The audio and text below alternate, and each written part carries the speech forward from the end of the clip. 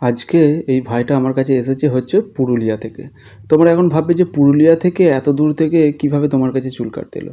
এ পুরুলিয়া থেকে এসেছে একটা কথা মানে ইতিহাস আছে সেটা তোমাদের ঘরে বলছি। আর এর কাটিংটা হবে হচ্ছে মুলেট কাট। আর এই চুলটা দেখতে পাচ্ছ একবারে পুরো যাচ্ছে তাই অবস্থা হয়ে গেছে। আর এই ভাইটা আমাকে মুলেট কাট করবো বলেছিল, তাও আবার বলেছিল যে জিরোতে মুলেট কাট করবো না।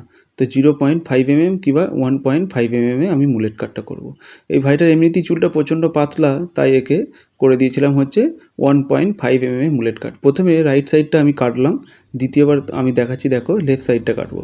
লেফট সাইডটা সেই একই পদ্ধতিতেই কাটবো, কিন্তু মুলেট কাটটা কত সুন্দরভাবে হয়ে যাবে আর খুব সহজ পদ্ধতিতে হয়ে যাবে।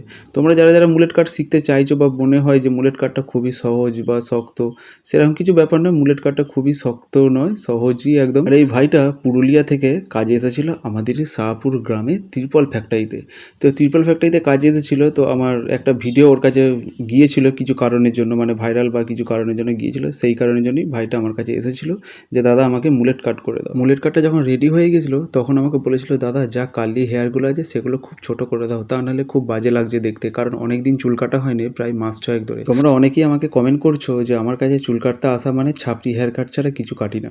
কি করব বলো, নর্মাল যখন আমি হেয়ার কাটগুলো করি তখন যদি ভিডিও করে আপলোড করি কেউ দেখে না। তো চলো বন্ধুরা, আজকের ভিডিওটা এইটুকুই রইলো। ভালো লাগলে অবশ্যই একটা লাইক করে দিও।